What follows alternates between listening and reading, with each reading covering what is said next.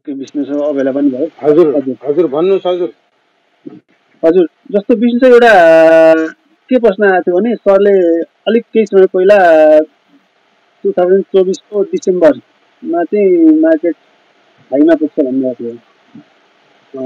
यो कुरा हामीले अस्ति पनि गरेको थियौँ र आज मैले अलिकति समयको कुरालाई अलिकति प्रश्नलाई फरक तरिकाले हामीलाई चाहिँ सोध्दै थिएँ। जस्तो के भयो भने जस्तो परिस्थिति अब कतिपय परिस्थिति अनुकूल छन्, कतिपय परिस्थिति प्रतिकूल छन्, नीतिगत कुरा छन् होइन, कानुनगत कुरा छन्, सम्पूर्ण कुरा छन्। के कुरामा अध्ययन भएन परिस्थिति सहज भयो भने चाहिँ सरले प्रेडिक्सन गर्नुभएको बजार 2065 सरले भन्नुभएको 2024 डिसेम्बरसम्ममा त्यहाँसम्म पुग्छ भन्नुभएको थियो। परिस्थिति कुन किसिमको अनुकूलता भयो भने त्यहाँसम्म पुग्ला दिन्छ, यसमा केही जति हुन्छ। सँगसँगै यो टेक्निकल कुरा साथीलाई भन्नुभएको थियो, विषयबाट चाहिँ टेक्निकल कुरा सुन्नु पाए हुन्छ भन्नुभएको थियो। सरलाई त्यसमा पनि केही एडेन गरिदिनु भयो, आभारी हुन्छु। सर ओके, अब यो यस्तो हेर्नुहोस् टेक्निकल्ली यदि चाहिँ वेब 3 स्टार्ट भइसकेको हो भने होइन, भएको छ कि छैन भन्ने कुरा अझै पनि म कन्फर्मेसन गर्न सकिएको छैन because of the non confirmation of the banking stocks भनेर मैले भनिएको छु।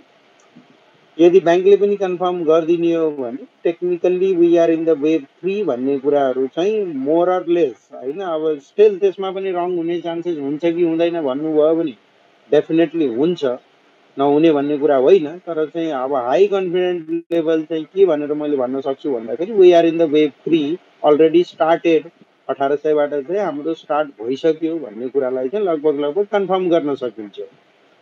अब त्यो बेसिसमा मैले हेर्ने हो भने चाहिँ the target is still valid up to that time भन्ने जुन क्वेसन हो, still valid up to that time भन्ने कुरामा अझै पनि म कन्फिडेन्ट छु। अब त्यो कन्फिडेन्ट मैले टेक्निकल प्यारामिटर हेरेर भने हो होइन। अब टेक्निकल प्यारामिटर हेरेर भन्दैमा चाहिँ तपाईँको मार्केटले के त्यो मास्तिर तपाईँको पोलिसीमा चाहिँ भयङ्कर इन्टरफेरेन्स भइराख्ने हो होइन। पोलिसी योभन्दा पनि अझै खतरनाक पोलिसिजहरू मार्केटको लागि सिद्ध्याउने खालकै पोलिसी आउने हो भने पनि जे हुन्छ हामीले जान्दैनौँ, टेक्निकलले चाहिँ त्यहाँ देखाएछ जान्छ नै भन्ने हो त भनेर भन्नुहुन्छ भने डेफिनेटली नट होइन। त्यो कुरा चाहिँ अब अवश्य तपाईँको भोलि बिहान मार्केटै सिद्ध्याउने खालका पोलिसिजहरू आउँछन् भने त त्यो त सम्भवै छैन हेर्नुहोस् होइन। Shut down the capital market भनेर कसैले पोलिसी लिएर आयो भने कसरी सम्भव छैन नि होइन। तर अब यो सबै भन्नुको पछाडिको कारण के हो भनेर भन्नुहुन्छ भने रिजनिङतिर जानुहुन्छ भने तपाईँको के हो भन्दाखेरि यदि टेक्निकल प्यारामिटर्सहरूले त्यो चिजलाई इन्डिकेट गरेको छ भने पोलिसी मार्केटको फेभरमा आउँछ भन्ने कुराको लजिक फेभरमा के हो। अहिले हामीले रिसेन्टली भर्खरै हेऱ्यौँ भने चाहिँ के मार्केटका फेभरमा पोलिसी आएको थिए त भन्दाखेरि डेफिनेटली आएका थिएनन् होइन। अब आउने बेला अब मेजर इभेन्ट भनेको तपाईँको नेपाल राष्ट्र ब्याङ्कको मोनिटरी पोलिसी छ, त्यहाँ पनि तपाईँको मार्केटको लागि भयङ्कर फेभरेबल खालको पोलिसी आउला त भन्दाखेरि अघि पनि मैले भनेको छु हामीले टु मच एक्सपेक्टेसन राष्ट्र ब्याङ्कसँग नलगाउँ भनेर भनेको छु। अब यी सबै भन्नुको कारण चाहिँ के हो भन्दाखेरि योभन्दा खराब पोलिसिजहरू आउँदैनन् भने अल इज भ्यालिड। किन भन्दाखेरि मार्केटले ती चिजहरूलाई चाहिँ डिस्काउन्ट गरिसकेको छ र अरू के राम्रा पोलिसिजहरू आउन सक्लान् त, योभन्दा अझै बेटर पोलिसिजहरू हुन सक्लान् त भनेर भन्ने हो भने मार्केटको जुन ट्रेन्ड हो यदि त्यो चिजहरू सत्यापन हुने हो होइन, मैले भनेको कुराहरू अझै पनि ट्रु छन् भने पोलिसी इन फेभरमा नै आउँछ र त्यो पोलिसी चाहिँ तपाईँको जस्ट मोनेटरी र फिस्कल पोलिसी मात्रै होइन, अरू खालका पोलिसिजहरू चाहिँ तपाईँको मार्केटलाई भयङ्कर फेभरेबल बनाउने खालको आउन सक्छ है, त्यसको एक्सपेक्टेसन चाहिँ देखिन्छ। अब त्यसको लागि के चिजहरू होला भनेर भन्नुहुन्छ भने सर्टेन तपाईँको ट्याक्सेसन्स लहरूमा चेन्जेस आउन सक्ने सम्भावना छ हेर्नुहोस् होइन, या फेरि तपाईँको कम्पनी लमा चेन्जेसहरू आउन सक्ने सम्भावना छ, या अझै भन्नु पर्दाखेरि मार्केटमा केही हामीले अहिलेसम्म नदेखेका नयाँ इन्स्ट्रुमेन्टहरू आउन सक्ने सम्भावना छ हैन। यी सबै चिजहरू मोस्ट प्रोबेबली, यो मैले आज भनेको कुरा होइन, मैले चाहिँ नेप्से 2024/2 के अरे 6000/2024 भनेर मैले 2017 नै मैले एउटा पब्लिस गरेको थिएँ, प्रेजेन्टेसन चाहिँ मैले लामो गरेको थिएँ, मेरो भिडियोमा पनि ती चिजहरू मैले राखेको छु। त्यति बेला नै मैले के भनेको थिएँ भन्दाखेरि हामीले जे कुराहरू भइदियो भने मार्केटलाई बुल ट्रिगर गर्छ भनेर हामीले अहिले एन्टिसिपेट गरेका छौँ। पोलिसीगत तपाईँको अलिकति क्ल्यारिटीहरू, अनि त्यसपछि आएर नयाँ फाइनेन्सियल इन्स्ट्रुमेन्टहरू, यी सबै चिजहरू चाहिँ के आउनेवाला त्यो 6000 को जर्नीमा चाहिँ हुन सक्ने छ त भनेर भन्दाखेरि डेफिनेटली त्यो हुन सक्ने सम्भावना चाहिँ छ। अहिले सरसर्ती हेर्दाखेरि चाहिँ हामीलाई त्यो सम्भावना चाहिँ अलिकति टाढा देखिन्छ, किन भन्दाखेरि पछिल्लो चरणमा हामीले अर्थ मन्त्रालयको टोन र उसको चाहिँ पोलिसीगत चिजहरू हेऱ्यौँ भने these are the blunder mistake हैन, ब्लन्डर मिस्टेक चाहिँ गरेको छ। तर त्यसको साथसाथै फेरि अर्को चिज एउटा सकारात्मक पक्ष के पनि देखिन्छ भनेर भन्नुहुन्छ भने त्यो ब्लन्डर मिस्टेक गरिसकेपछि पनि now the government is thinking, realisation चाहिँ छ कि मैले ब्लन्डर गरेछु भन्ने कुराहरू हैन। हालाकि अझै पनि त्यो हिजो अस्ति भर्खरै एउटा अर्थमन्त्रीको मैले स्टेटमेन्ट सुनिया थिएँ, अब त्यो कतिको सत्य हो होइन त्यो त तपाईँको न्युज लेख्ने मान्छेले बढी भेरिफाई गर्ला।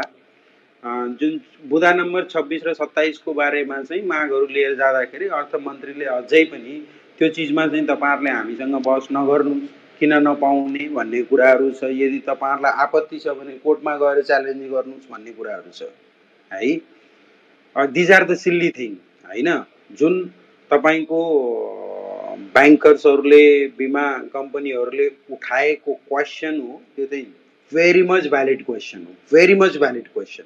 यदि यो खालको पोलिसिजलाई सरकारले इन्करेज गर्ने हो र यस्तै खालको चिजलाई चाहिँ हठधर्मिता गरेर यो चाहिँ हुनैपर्छ भनेर लाग्ने हो भने तपाईँको त्यो चाहिँ कुनै पनि आस्पेक्ट्सबाट इन्भेस्टर्सको कन्फिडेन्टलाई बुस्ट गर्ने खालका पोलिसिजहरू होइनन्।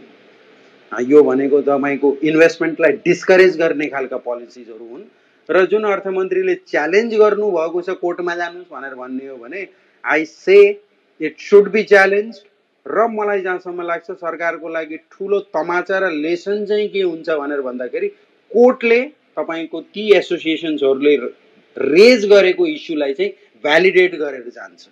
इनफ इज इनफ भन्ने टाइम चाहिँ आइसकेको छ।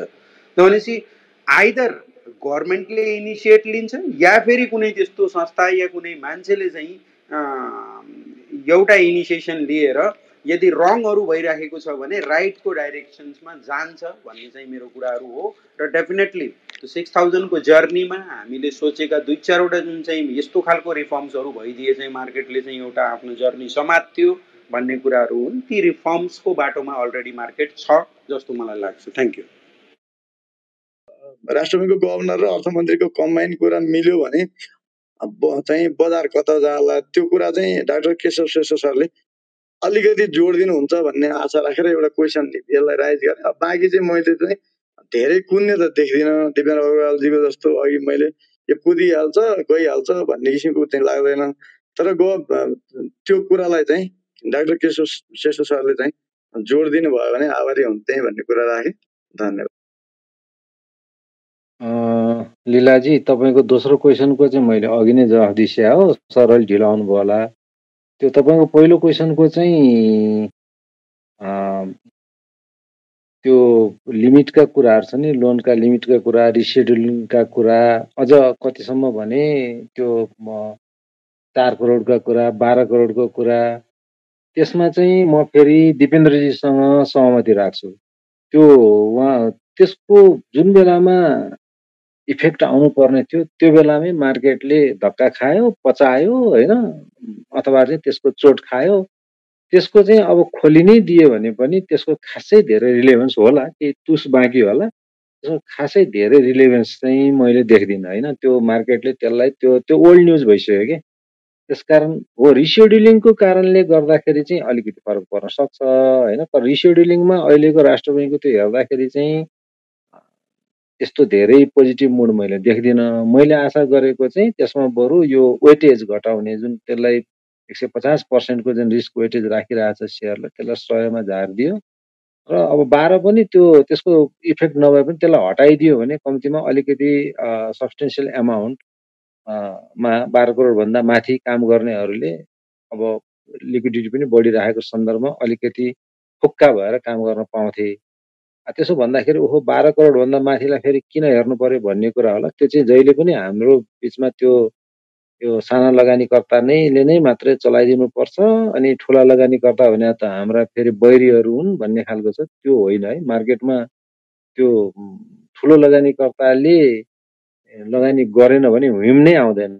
हुइम नआइकन ट्रेन्ड आउँदैन। ट्रेन्ड नआएपछि अनि हामीले के को ट्रेन्ड छोप्नु फेरि हैन। त्यसकारण त्यो इन्स्टिट्युसनल इन्भेस्टरहरू लगायत अब नेपालमा त इन्स्टिट्युसनल इन्भेस्टरहरू त्यस्तो धेरै छँदै छैनन्। अब अलिकति ठुलो फन्ड बोकेर बस्ने इन्डिभिजुअल नै इन्भेस्टरहरूको पनि ठुलो रोल हुन्छ। त्यो पनि बरु 12 करोड त्यो अब एउटा साइकोलोजिकल ब्यारियर भएर बसेको छ। म साइकोलोजिकल ब्यारियर मात्रै भन्छु, प्र्याक्टिकल ब्यारियर त्यसको खासै धेरै मैले देख्दिनँ। सिधिसकेको थियो। त्यो भयो। अर्को कुरा चाहिँ तपाईँको दोस्रो प्रश्न अब तपाईँले सोधिहाल्नुभयो, अलिक ढिलो आउनु भयो जस्तो लाग्यो। म एकदम क्विकली रिपिट गर्छु, अरूलाई बोर हुन्छ। मैले त अब त्यस्तो एकदमै कुन टाइम फ्रेममा के अब मैले त्यो यो कति बुलिस हुन्छ भन्दै गर्दा कुन टाइम फ्रेममा भन्ने पनि ट्याग क्वेसन जोड्नुपर्छ। अब 1 वर्षको टाइम फ्रेममा हेर्दाखेरि मैले चाहिँ एटलिस्ट रिस्क रिवार्ड रेसियो 1:3 सम्म ट्रेडरहरूको हिसाबले जान सक्छ। अब होइन नर्मल हिसाबले इन्भेस्टर ट्रेडर सबैलाई हिसाब गर्दा साङ्गो पाङ्गो कति रेट पर्ला त भन्ने हिसाबले गर्दाखेरि चाहिँ मेरो विचारमा चाहिँ डेफिनेटली हामीले यो वर्ष मैले अघि टेक्निकल यसो चेन्ज पनि गरेको थिएँ। सुपर ट्रेन्ड पनि चेन्ज भइसकेको रहेछ बाई द वे होइन। चेन्ज पनि विथ मुभमेन्ट सहितको चेन्ज भइसकेको रहेछ। भन्नुको मतलब ट्रेन्ड रिभर्सल चाहिँ भइसक्यो है। हामी प्राइम ट्रेन्डको हिसाबले हेर्दा सुपर ट्रेन्डलाई हेर्ने गर्छौँ। ट्रेन्ड रिभर्सल भइसकेको रहेछ 2 दिन 3 दिन अगाडि र विथ गुड मुभमेन्टसँग भएको छ। अब यही हिसाबले 1 हप्ता फेरि सस्टेन गरेर गयो भने चाहिँ डेफिनेटली हामीले फेरि अर्को बुलको सुरुवात हो भनेर भन्न सक्छौँ है। त्यो हिसाबले गइदियो भने चाहिँ अब मैले अब त्यहाँ अहिले दिपेन्द्रजीले त 400% कति भन्नुभयो होइन। त्यत्रो धेरै अब कसैको आशावादिता धेरै हुन्छ, कसैको कम हुन्छ। म चाहिँ अलिकति डिफेन्सिभ नै भएको हुनाले मैले चाहिँ कम्तीमा 100% सम्मको रिटर्न चाहिँ यही ट्रेन्ड समातेर गयो भने पर्न सक्ने देख्छु। Long term, short term, mid term, swing सबै गरेर ट्याकफुलनेस चाहिँ सबै लगाउनु पर्यो र एउटा ट्याकफुल इन्भेस्टर अथवा ट्रेडरले चाहिँ यही ट्रेन्डलाई कन्टिन्यू गरेर गयो भने एटलिस्ट 100% को चाहिँ थोरैमा पनि रिटर्न कमाउन सक्ने, रिवार्ड कमाउन सक्ने देख्छु।